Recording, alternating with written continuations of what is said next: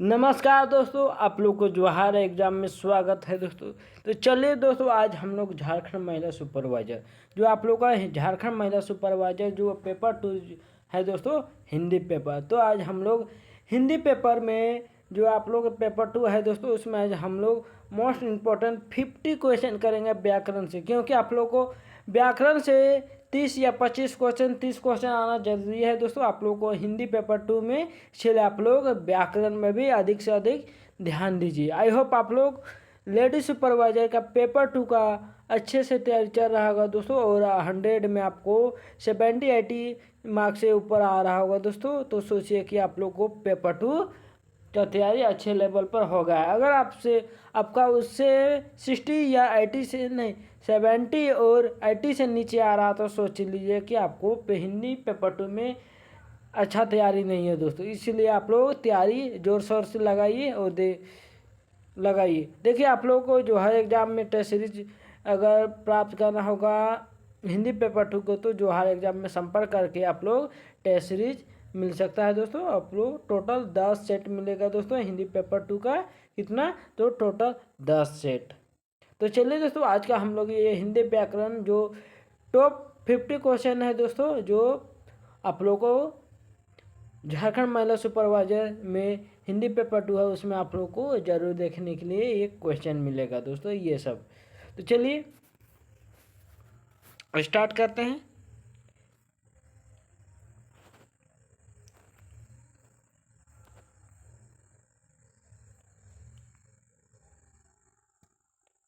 देखिए क्या है क्वेश्चन में, यथाशक्ति में कौन सा समास है। तो यथाशक्ति में कौन सा समास है दोस्तों? तो यथाशक्ति में बहुब्रीहि समास, अव्ययी भाव समास, तत्पुरुष कर्म तत्पुरुष समास या द्वंद्व समास। तो यथाशक्ति में कौन सा समास है? तो ये अव्ययी भाव समास है। आगे देखिए। अब देखिए क्या है, चंद्रवदन शब्द में समास है। तो चंद्रवदन शब्द में कौन सा समास है दोस्तों? इसमें तत्पुरुष समास, कर्मधारय समास, बहुब्रीहि समास, द्वंद्व समास। तो इसमें कौन सा समास है दोस्तों चंद्रवदन शब्द में? तो इसमें कौन सा समास है? इसमें है कर्मधारय समास। कौन सा समास? कर्मधारय समास।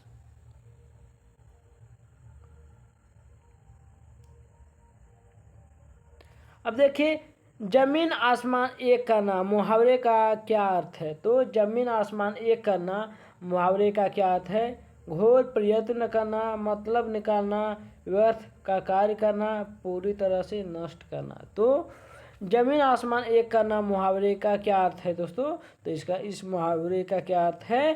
घोर प्रयत्न करना। घोर प्रयत्न करना जमीन आसमान का इस मुहावरे का यही अर्थ होगा। क्या होगा? घोर प्रयत्न करना। जबकि मतलब निकालना, व्यर्थ का कार्य करना और पूरी तरह से नष्ट करना ये नहीं होगा।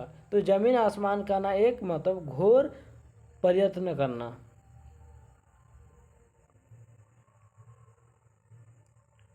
अब देखिए क्या, दूध का धोला होना मुहावरे का अर्थ है।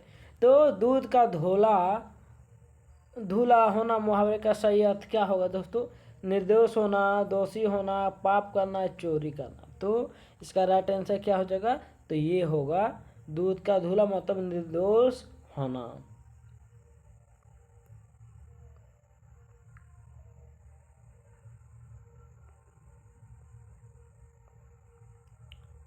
अब देखिए क्या है, व्यक्तिवाचक संज्ञा जो चुनिए। जो मोहन एक परिश्रमी है, इसमें व्यक्तिवाचक संज्ञा चुना। मोहन एक परिश्रमी और ईमानदार बालक है। तो इसमें इस लाइन में कौन सा एक व्यक्तिवाचक होगा दोस्तों? तो इसमें तो साफ ही पता चल रहा है कौन? मोहन है। तो कौन है? मोहन। ये व्यक्तिवाचक संज्ञा होगा। देखिए कि आप लोग का इसी टाइप झारखंड महिला सुपरवाइजर पेपर 2 में हिंदी में भी हिंदी व्याकरण इसी टाइप को आप लोग देखने के लिए मिलेगा दोस्तों। इतना ही लेवल रहेगा, हाई ज़्यादा लेवल नहीं रहेगा। इसलिए आप लोग अच्छी तरह से तैयारी कीजिए, नर्वस मत होइए।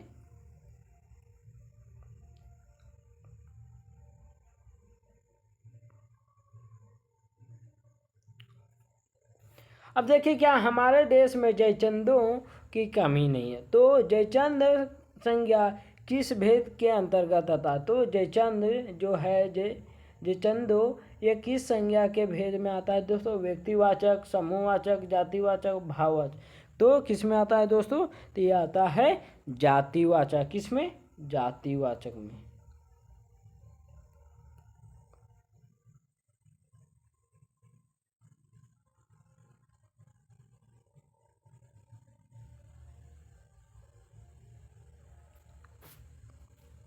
अब देखिए यह, वे, यह, इसे, इसको, उसे, उसको किस पुरुष से संबंधित है? तो देखिए क्या है, वह है, वे है, और यह है, और ये है, इसे है, उसको है, इसको है, उसे है, उसको है। तो इस किस पुरुष से संबंधित है? तो उत्तम पुरुष, मध्य पुरुष, अन्य पुरुष, या इनमें से कोई नहीं। तो बताइए ये सब किसका है दोस्तों? तो ये सब किसका है? तो ये अन्य पुरुष का नहीं, हाँ अन्य पुरुष का है दोस्तों। ये ऑप्शन नंबर सी हो जाएगा। देखिए यहाँ ए टाइपिंग मिस्टेक हुआ है, तो इसका क्या है? अन्य पुरुष।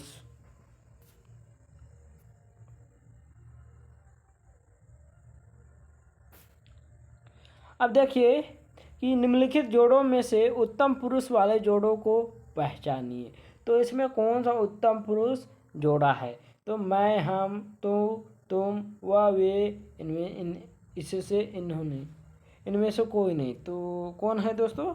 तो ये है उत्तम पुरुष का एग्जाम्पल। तो मैं और हम, ये उत्तम पुरुष का जोड़ा है। सही। आगे देखिए,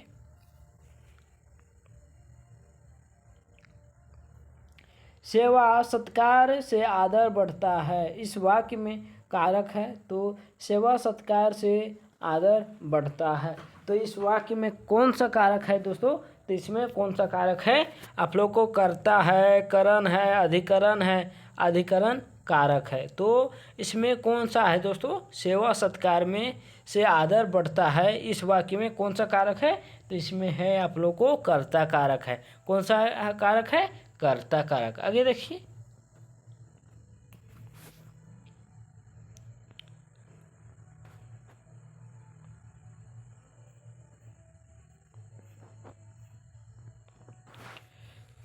देखिए वह घर से बाहर गया, इस वाक्य में कौन सा कारक है? तो इस वाक्य में कौन सा कारक है दोस्तों?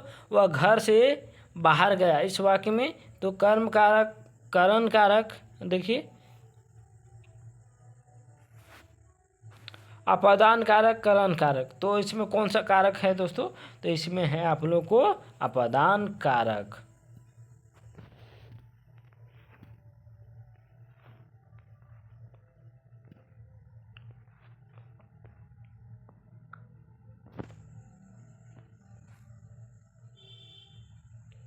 देखिए ऋषि की गाय बहुत दूध देती है। तो ऋषि की गाय बहुत दूध देती है वाक्य में रेखांकित शब्द किस विशेषण का उदाहरण है? तो ये किस विशेषण का उदाहरण है दोस्तों? गुणवाचक, संख्यावाचक, सर्वनामिक, परिणाम बोधक। तो ये किसका एग्जाम्पल है दोस्तों? किस विशेषण का?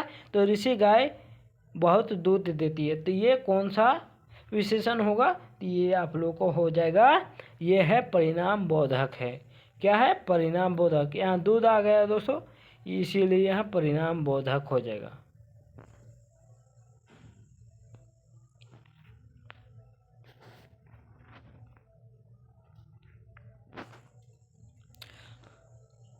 अब देखिए क्या, वह नौकर नहीं आया, वह नौकर नहीं आया वाक्य में वह कौन सा विशेषण? तो वाक्य में वह कौन सा विशेषण है? तो ये आप लोग को मालूम होगा, ये कौन सा विशेषण है? तो सर्वनामिक विशेषण है। कौन सा है? सर्वनामिक विशेषण। आगे देखिए,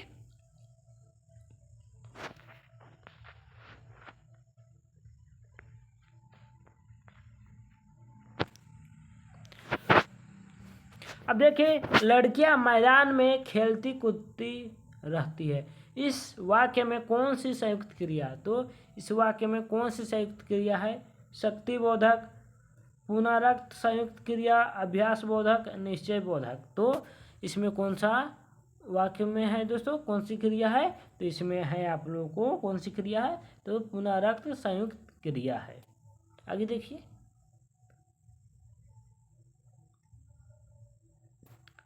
देखिए राम सो रहा, इस वाक्य में कौन सी क्रिया, तो राम सो रहा, तो इस वाक्य में सकर्मक होगा, अकर्मक होगा, सकर्मक होगा, प्रेरणार्थक या द्विकर्मक होगा। तो राम सो रहा, इस वाक्य में कौन सी क्रिया है, तो इस वाक्य में आप लोग को अकर्मक क्रिया है। कौन सा क्रिया है, अकर्मक क्रिया।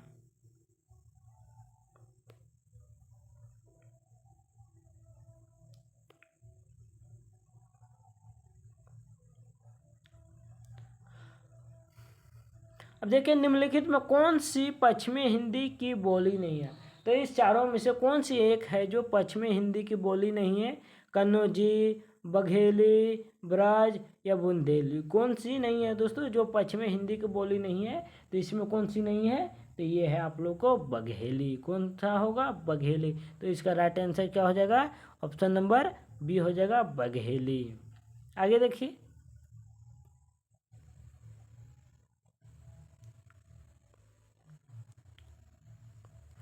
क्या है, नगरीय प्रचारिणी सभा का स्थापना वर्ष कब है, तो कब है, 1902 में, 1893 में, 1927 में, 1914 ईस्वी में। तो नगरीय प्रचारिणी सभा का स्थापना वर्ष कब है दोस्तों, तो कब है, ये 1893 ईस्वी को। आगे देखिए,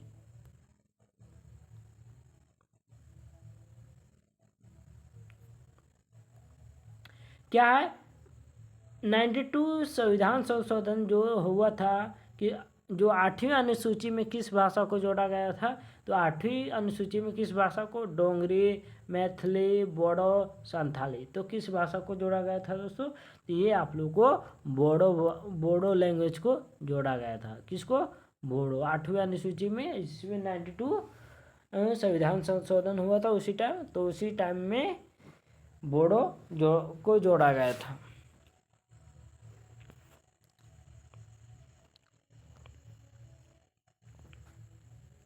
अब देखिए संविधान के 8वीं अनुसूची में कौन सी भाषा शामिल नहीं है, इस चारों में से कौन सी भाषा 8वीं अनुसूची में नहीं शामिल है दोस्तों, भोजपुरी, डोंगरी, मैथिली, बोडो, तो कौन नहीं है दोस्तों, भोजपुरी 8वीं अनुसूची में शामिल नहीं है। आगे देखिए,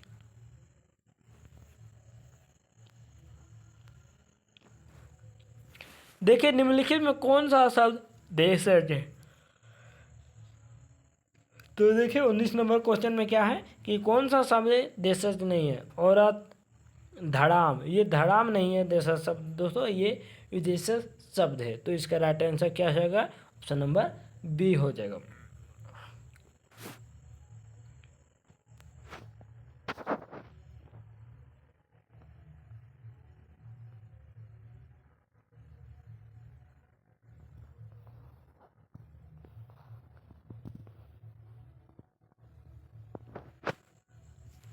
अब देखिए क्या है, संबंध बोधक क्या है, तो संबंध बोधक क्या, अविकारी शब्द है, विकारी शब्द है, ये दोनों है। तो संबंध बोधक, संबंध बोधक क्या है, तो ये क्या है दोस्तों, संबंध बोधक तो अविकारी शब्द है, क्या है, अविकारी शब्द है। आगे देखिए,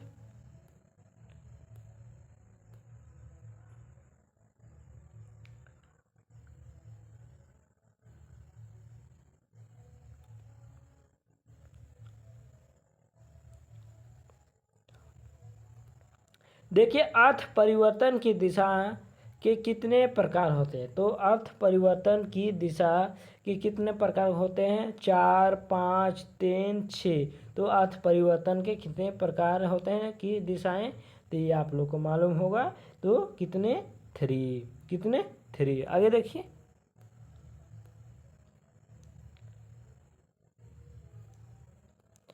देखिए कोल तार बराबर तार कोल में विपर्य है, तो क्या है, व्यंजन विपर्य, स्वर विपर्य, अक्षर विपर्य, एकांकी विपर्य, तो कौन सा है दोस्तों, कोल तार और तारकोल में विपर्य कौन सा है, तो ये है आप लोग को अक्षर विपर्य है।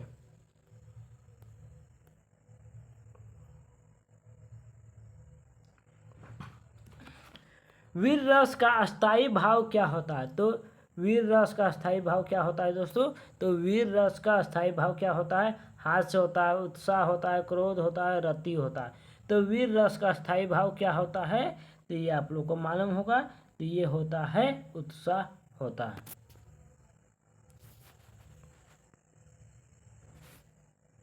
देखिए, भरत रस सूत्र के व्याख्याकार भट्ट के मत का क्या नाम है? तो क्या है नाम दोस्तों? तो उनका मुक्तिवाद है। क्या नाम है? मुक्तिवाद। आगे देखिए,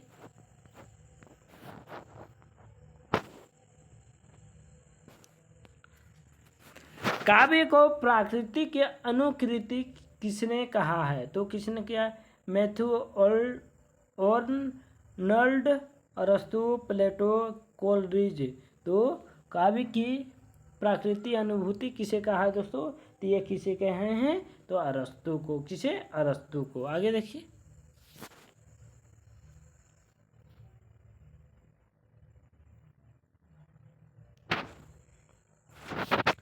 संप्रेषणीयता का सिद्धांत पाश्चात्य काव्यशास्त्र में किसने दिया है? तो किसने दिया? लोजाइन्स ने, अरस्तु ने, आई.ए. रिचर्ड्स ने, इनमें से कोई नहीं। तो कौन दिए हैं दोस्तों संप्रेषणीयता का सिद्धांत?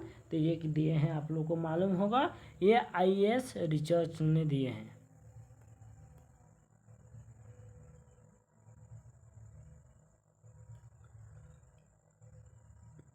देखिए, संक्षेपण में भाव सुरक्षा तथा फिल इन द ब्लैंक्स का ध्यान रखना चाहिए। तो संक्षेपण में भाव सुरक्षा का क्या रखना चाहिए? वैचारिक शुद्धता, वैचारिक अशुद्धता, पौराणिक अशुद्धता या वैचारिक संशुद्धता। तो क्या रखना चाहिए? तो दोस्तों ध्यान में, तो ये आप लोग को वैचारिक शुद्धता का ध्यान रखना चाहिए।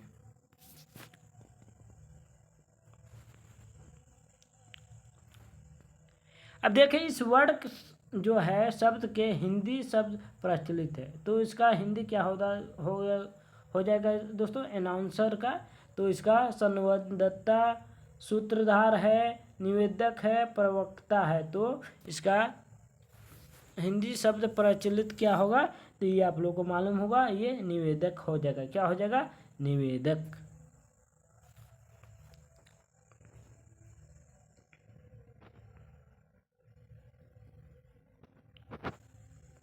देखिए, हजारी प्रसाद द्विवेदी के अनुसार विद्यापति की कौन सी रचना श्रृंगी संवाद में हुई है? तो हजारी प्रसाद द्विवेदी के अनुसार विद्यापति की कौन सी रचना श्रृंगी संवाद में हुई है? कीर्तिलता,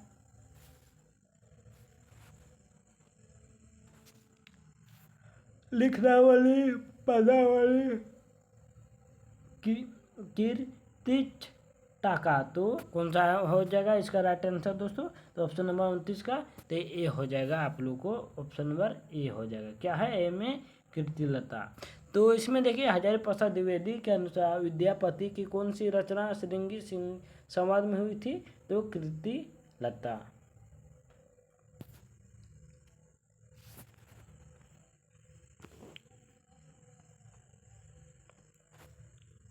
देखिए, कबीर के अनुसार कौन सी ज्ञानी नहीं बन पाया? तो कबीर के अनुसार कौन ज्ञानी नहीं बन पाया दोस्तों? अज्ञानी, मोटी पुस्तक पढ़ने वाला, दूसरे को ज्ञान देने वाला, इनमें से कोई नहीं। तो कबीर के अनुसार कौन ज्ञानी नहीं बन पाया था? तो दोस्तों कबीर के अनुसार, तो ये आप लोगों को पता होगा, जो मोटी मोटी पुस्तक पढ़ने वाला है वो, तो कबीर के अनुसार ये ज्ञानी नहीं बन पाया।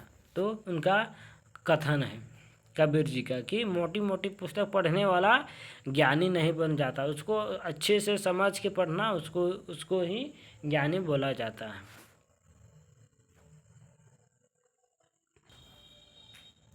अब देखिए, नील गाय में कौन सा समास होगा? तो नील गाय में कौन सा समास होगा दोस्तों? तत्पुरुष, अव्ययी भाव, कर्मधारय, द्विगु।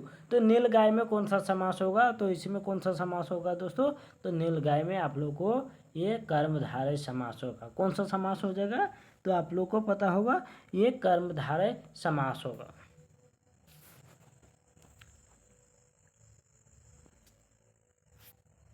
देखिए, महात्मा शब्द में कौन सा समास है? तो महात्मा शब्द में कौन सा समास है? तत्पुरुष है, अव्ययी भाव है, कर्मधारय है, बहुव्रीहि समास है।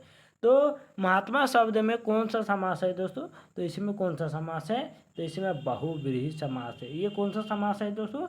बहुव्रीहि समास।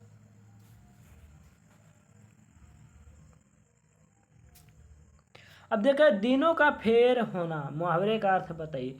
तो दिनों का फेर होना मुहावरे का क्या अर्थ है? अजीब हालात होना, बहुत जल्दी जल्दी का होना, भाग्य का चक्कर, दिन काटे ना काटना। तो दिनों का फेर होना मुहावरे का अर्थ बताना है दोस्तों।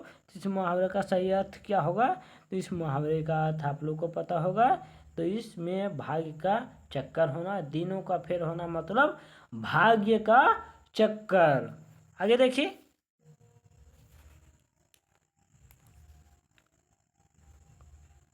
देखिए मुंह का खाना मुहावरे का सही अर्थ क्या होगा? तो मुंह का खाना मतलब मुंह की खाना का मुहावरे का सही अर्थ क्या होगा? तो मुंह की खाना, इसमें देखिए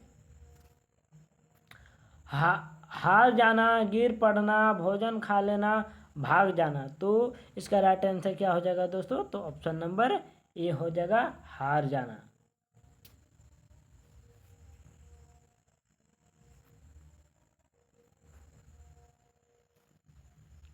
लंका का राजा रावण बहुत विद्वान था। इस वाक्य में रेखांकित अंश है दोस्तों।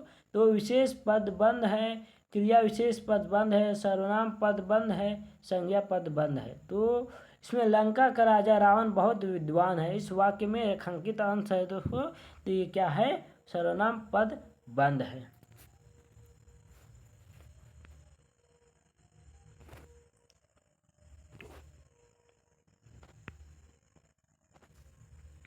अब देखिए क्या है, जिन संज्ञाओं में एक ही प्रकार की वस्तुओं अथवा व्यक्तियों का बोध हो उन्हें क्या कहते हैं? तो उन्हें क्या कहते हैं? जातिवाचक, नहीं व्यक्तिवाचक, जातिवाचक, भाववाचक या द्रव्यवाचक। तो क्या कहते हैं दोस्तों?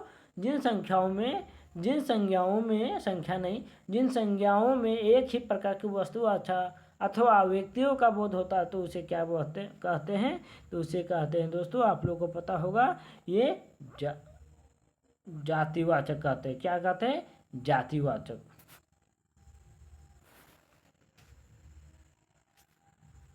अब देखिए मैं, हम, मुझे, मुझको, हमारा किस पुरुष से संबंधित है? उत्तम पुरुष, मध्य पुरुष, अन्य पुरुष।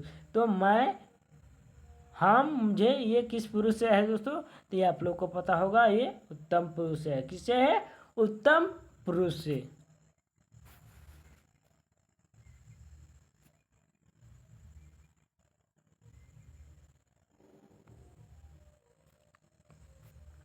देखिए कोई व्यक्ति या वस्तु जिस आधार से अलग होती है या दूर जाती है तो उस आधार में कौन सा कारक प्रयुक्त होता है?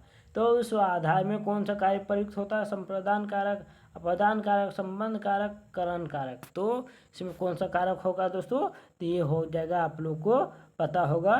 तो ये आप लोग को अपादान कारक है। कौन सा कारक है? तो ये अपादान कारक है।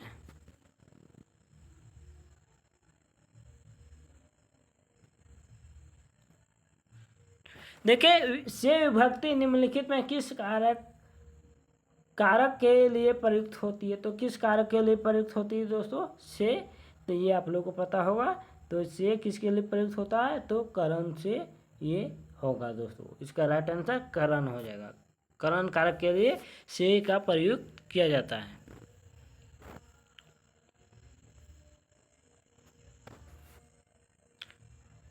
देखिए निम्नलिखित में से परिणाम बोधक विशेषण है। तो भूखे लोग, सूखे पेड़, खून बरती, कम आमदनी। तो क्या होगा दोस्तों? इसको कम आमदनी। परिणाम बोधक विशेषण के ये एग्जाम्पल है। कौन? कम आमदनी।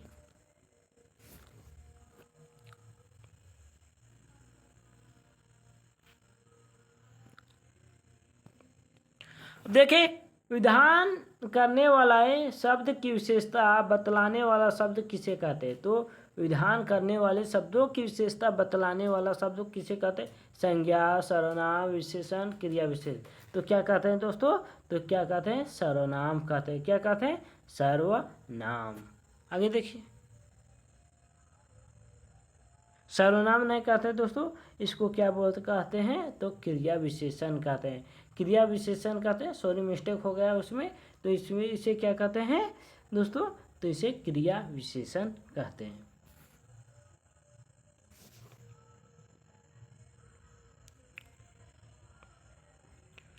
अब देखिए, मुख्य क्रिया के अर्थ को स्पष्ट करने की क्रिया होती है। तो मुख्य क्रिया के अर्थ को स्पष्ट करने वाली क्रिया होती है दोस्तों सहायक क्रिया, प्रेरणार्थक क्रिया, नाम बोधक क्रिया, नाम धातु क्रिया। तो क्या होता है दोस्तों?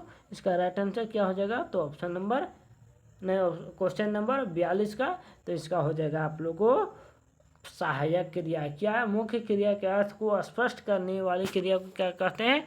तो सहायक क्रिया कहते हैं।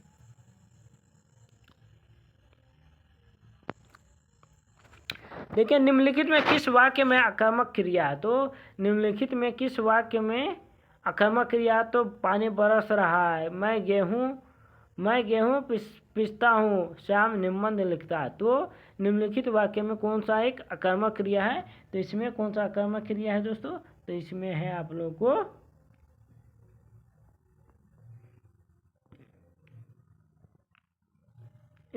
को हो जाएगा आक्रामक क्रिया पानी बरस रहा है। तो ये है आक्रामक क्रिया हो जाएगा। कौन सा क्रिया हो जाएगा?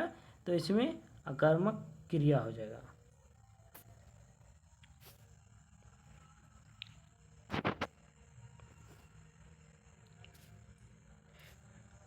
देखिए, बघेली बोली का संबंध किस उपभाषा से है?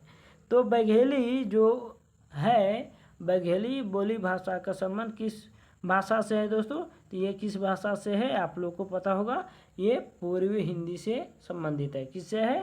पूर्वी हिंदी से।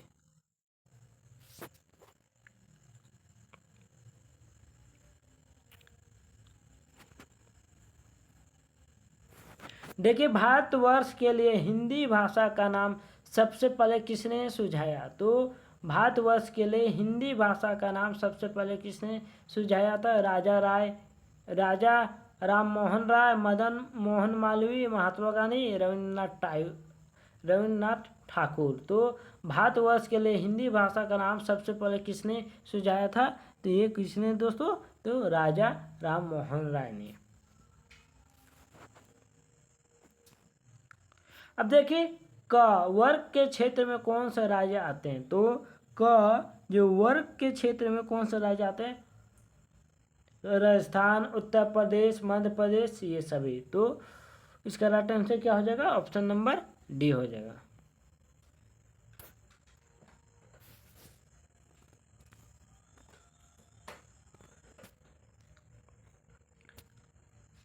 देखिए, हिंदी को राजभाषा मिली के रूप में मान्यता कब मिला था? तो हिंदी को राजभाषा कब मान्यता मिला था? 24 सितंबर 1955, 15 अगस्त 1947, 26 जनवरी 1950, 14 सितंबर 1949 को। तो हिंदी को कब राजभाषा मिली थी? तो इनको मिली थी 14 सितंबर 1949 ईस्वी को।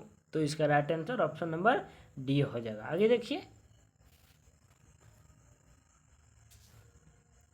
इसमें विदेशज शब्द बताना है। तो जूता, चश्मा, और एक देखिए दो ऑप्शन में क्या है, वायु और जीव। तो इसमें विदेशज शब्द कौन सा हो जाएगा?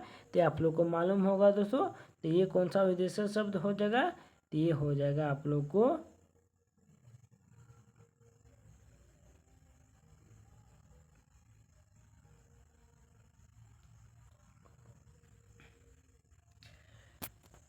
ऑप्शन नंबर बी में हो जाएगा। इसका हो जाएगा देखिए चश्मा। चश्मा एक क्या है? विदेशज शब्द है। क्या है? चश्मा। जबकि जूता हो गया, और इधर ऑप्शन में देखिए वायु, जीव, ये सब हो जाएगा देशज शब्द है। अब देखिए, तच का तद्भव बताना है। तो तच का तद्भव क्या होगा? लच्छी, लक्ष्य, लाख, कच्छ, लक्ष्य। तो तच का तद्भव क्या है होगा दोस्तों? तो इसका हो जाएगा तच का, तो आप लोगों को पता होगा ऑप्शन नंबर सी हो जाएगा, लाख हो जाएगा।